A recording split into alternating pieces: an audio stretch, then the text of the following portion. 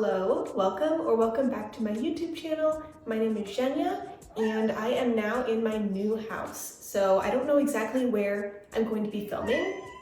Oh, okay. I'm just sitting on the ground right now and I hope that this works. My cat is with me and she's very glad that I've moved home. So the video that I'm going to be filming today is called the Mid-Year Freakout Tag. I saw Carrie Can Read do this on her booktube channel. I want to answer these questions as well, and I will have the questions in the description below. So if you want to do the tag as well, go ahead and do it. I have no idea what the heck. Ow! I have no idea who actually created this tag, but I saw Carrie Can Read do it first. All right, the first question is the best book that you've read in 2025. So this year I have had 3 5-star reads, and I'm gonna try, oh my God, I'm gonna try not to repeat any of the books that I talk about. So for this one, I'm going to go with A Clockwork Orange by Anthony Burgess. This one was very surprising to me. I didn't expect to love it so much. And ow, one of my favorite things about it was the reading experience. It started off very confusing to me and I thought that it was going to be a book that I just wasn't able to finish. However, I started to realize that the author did that on purpose. Once I started to read the book and get past the slang and just take context clues to read it, it was a very, very enjoyable reading experience and I got a lot out of the book. It was a story that made me think very deeply about a lot of things: government control, free will, how we view violence in society, among many other themes. And I just think that everyone should read this book and I'm very glad that I read it. So far this year, it is my #1 read. The next book is the best sequel that I read in 2025, and that is hands down Crooked Kingdom by Leigh Bardugo. If you are not aware, this is the second and final book in the Six of Crows duology. This book blew my mind. It was so much better than I anticipated it being. I loved it even more than the first one, and I actually did really, really like the first one. I rated this one 5 stars as well. I thought the storyline was so well thought out and written. I was hooked the entire time. The heist was so fascinating, and of course the characters are one of a kind. Probably my favorite band of characters in a book. The next question is new release that I haven't read yet, but I would like to. And off the top of my head, I do have 2 of those. One would be Atmosphere by Taylor Jenkins Reid. I actually was supposed to go to a book signing with Taylor Jenkins Reid last weekend, but sadly I was not able to go. However, I will be going to pick up the signed book, I think this weekend, and then I am finally going to read it. I'm very excited. I have read a lot of her books and I have enjoyed all of them. So I have very high expectations for this one. I also love space, and I love that it is talking about women succeeding in male-dominated fields, and I'm really looking forward to that. The other book that I would like to read that's a new release is Problematic Summer Romance. This is Ali Hazelwood's new book. However, I don't think I'm going to be rushing to read this. #1, I don't want to buy any more books. Like, I'm really trying not to right now because I own so many physical books.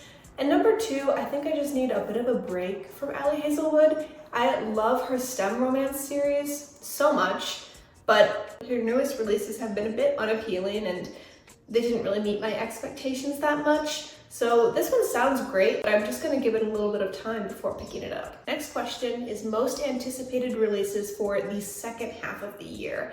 And I have quite a few, but I've narrowed it down to 3. Like I said, I'm really trying not to buy a ton of books, so I might end up putting some of these on hold at the library. I may end up buying them, who knows. So #1 is Calabasas by R.F. Kuang. I believe this comes out in August, and I'm just really looking forward to it. I read Babel by R.F. Kuang, and I think when I initially read it, I rated it 5 stars. I thought it was a very intriguing book, and I love the way that she writes. I also read Yellowface by R.F. Kuang, and I loved that book so much. So I do have pretty high expectations for Calabasas. And then another one that I am a little bit intrigued about, I think it's called Alchemy of Secrets by Stephanie Garber. And Stephanie Garber wrote the Caraval series and the Once Upon a Broken Heart series. So I read the entire Caraval trilogy and I liked it. It was okay. I was kind of feeling like I had to force myself to get through it. Like I wasn't super intrigued. And then I read Once Upon a Broken Heart and I did like it, but I haven't had any desire to finish the series. But I thought her writing was good, it just was a little bit young for me, and this new book from her is an adult novel. So I'm going to try and check it out because I think she could really deliver. And I don't think it's a fantasy. I think it has to do with like old style movies, and that is really cool to me. And then the last book that I'm excited to read in the second half of the year is Twice by Mitch Albom. This comes out in October. And I really, really like Mitch Albom's writing. If you don't know, he wrote Tuesdays with Morrie, which I believe is a very popular book. And I've also read the 5 People You Meet in Heaven, and then the sequel to that, as well as The Stranger in the Lifeboat. Also The Little Liar, which I rated 5 stars. Actually, I rated a few of those 5 stars. I just really like Mitch Albom's writing and the way he can tell a story. The plot line, honestly, for Twice isn't too exciting to me, but I'm still going to check it out because I think that any story he writes can be compelling to read. Okay, the next question is biggest disappointment. I would say definitely Orlando by Virginia Woolf. I had very high expectations for this one. I don't really know why. I just was told that this was one of the best Virginia Woolf books to start with, and I know she's a very revered classic author, so I thought it was going to be amazing. And I think I just was in the wrong mindset when I read this book, and maybe a sense of right book, wrong time, because I just don't think I was in the mood for the stream of consciousness writing that she really seems to have. I also wasn't a big fan of the storyline. It wasn't something I wanted to keep reading. I liked the premise of it, but the overall reading experience, I was not a fan of. So I actually may end up giving this book another shot later in life, but for now, it's just a book that was a disappointment to me. And the opposite of that, next question is biggest surprise. And I would say my biggest surprise of the year was Homeseeking by Carissa Chen. I got this book from Book of the Month and I glanced over the synopsis of it. And then when I picked it up, I guess I was kind of going in blind, and I just really loved the storytelling. I loved how it was dual point of view and the timelines were ascending and descending, so they were going to meet up in the middle. I thought that the characters that we followed were very heartwarming and lovable, but in their own ways, they were closed off and you had to get to know them a bit. So that was a really great journey to go on. I really liked learning a little bit about Shanghai history because it was a bit of a historical fiction book. And overall, this was a book that was very surprising to me, but I really liked it. Okay, the next question is favorite new author. This one's a tough one for me, but I think I'm going to go with Leo Tolstoy. I had read Anna Karenina before, I think last year or the year before, and I have always said that it is my favorite classic and it is one of a kind to me. I cannot wait to reread it. But then I read War and Peace at the end of last year and the beginning of this year, and it really solidified my love for Leo Tolstoy's writing. I think he is an amazing storyteller. I love how he writes. He is very stream of consciousness and really word dumps, but I think he has points to get across and he is not afraid to ramble. And I kind of love that, honestly. I really would like to reread Anna Karenina and annotate that. I may end up making that into a reading vlog, but for now, I would say that Leo Tolstoy is my favorite author. Next question is new fictional crush, and I really tried to think hard about this, but I could not think of one. Typically, I don't get fictional crushes. There have been a few times where I might swoon a little bit, but none of the books I've read this year have been super romance heavy. Actually, that's not true. I have read some romances, but nothing that I loved, that's for sure. Well, now that I say that, I am thinking of other romances I read, but I don't know. I don't have a fictional crush, okay? The next question is newest favorite character, and I would definitely go with Uncharles from Service Model, and this book is by Adrian Tchaikovsky. Uncharles is actually a robot, and this book is a science fiction kind of about how robots are starting to take over the world and humanity is falling. But I thought Uncharles was a great character. He was so funny, and he was really on this quest to find out like how he can get back to his master, but in the same time he was grappling with these feelings of like he was having his own consciousness, and that was very fun to read about. I love Service Model, but Uncharles, new favorite character. Next question is book that made me cry.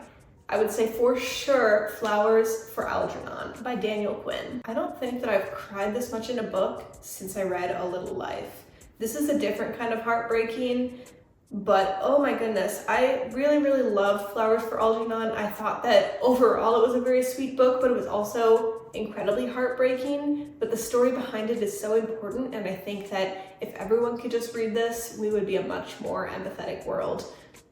It was so good, but very sad. I cried a lot. Next question is a book that made me happy, and I'm going to say Morning Star by Pierce Brown. Now, this book didn't make me like happy per se because it was gut-wrenching at times, but I was overall very happy with the book itself. It did not disappoint. It was a great way to end the Red Rising trilogy. And there were so many aspects of the book that did make me happy when I wasn't stressed out of my mind.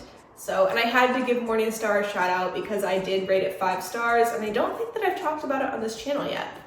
But yeah, that's a book that made me happy. Next question is the most beautiful book that I've bought this year so far. And I would certainly say The Conditions of Will by Jessa Hastings. I love the cover art that Jessa Hastings has on her book covers. They're handcrafted by her best friend, Emmy Lawless. I think that what they come up with together is breathtaking, and it's a really welcoming change to the traditional covers that we're seeing published nowadays. And now we have reached the final question. What books do I need to get to by the end of the year?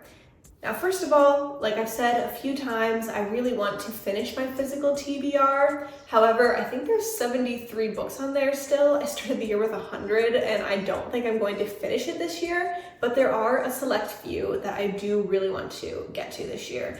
And that would be number 1, East of Eden by John Steinbeck. This is a big, chunky classic, but I have been intrigued about it for a very long time, and I'm gonna try really hard to start it this month, but we'll see how that goes. And another book that I have on my shelf is called Breast and Eggs, and this is by Meiko Kawakami. I don't know too much about this book, but I've heard really great things about it, and I think it has to do a little bit about maybe sexism and feminism, and those topics are something I enjoy reading about. Well, I don't enjoy reading about sexism, but you know what I mean. So I would like to pick that one up. Finally, I would like to get a little more into the Russian authors, and I would like to pick up Crime and Punishment by Fyodor Dostoevsky. I think that I'm going to try and buddy read this with my brother this summer. Fingers crossed that it actually happens. And that is actually the end of the tag. This is my first time doing a tag, and it's so cool to film one because I've watched YouTubers do this since I started watching YouTube. So it was a lot of fun to film. Feel free to answer any of the questions in the comments below, or just start a little conversation with me. I love it when people comment on my videos. It makes me feel like I'm making an impact, or you actually care, which is awesome. And I will talk to you guys in the next video. Don't forget to like and subscribe. Bye!